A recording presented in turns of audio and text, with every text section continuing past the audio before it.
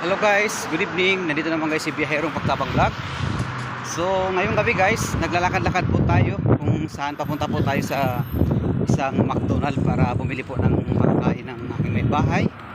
At didiretso na rin po tayo guys doon sa McDonald. Around po ng McDonald may mga naglilinis po doon ng sasakyan, kung tawagin mga car wash boy. At yun, bumili po tayo ng mga makakain po nila para hindi naman po masayang yung oras natin. Total guys, madami naman po tayo mga tinutulungan dito, hindi lang po sa mga kababayan po natin, maging sa ibang lahi. Kahit sa ganitong pamamaraan po guys ay nakakapagpasaya po tayo. Malit man o malaki na bagay, basta ang importante ay nandiyan po tayo, gumagawa po tayo ng kabutihan sa ating kapwa. Hindi man po kalakihan yung mga ibinibigay natin sa kanila, at least natutuwa po sila at nakakatipid na rin po sila, dahil sila po yung mga taong pinipili lang po natin na alam po natin yung kanilang kinikita.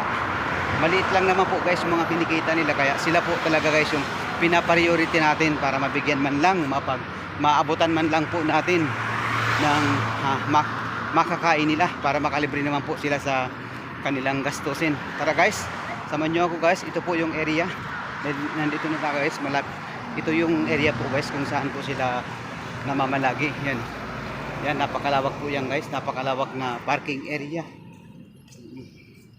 Sayang, may pusa sana guys dito. Yan yung pusa, panisunod sa bata, naghahanap po yan ng makakain.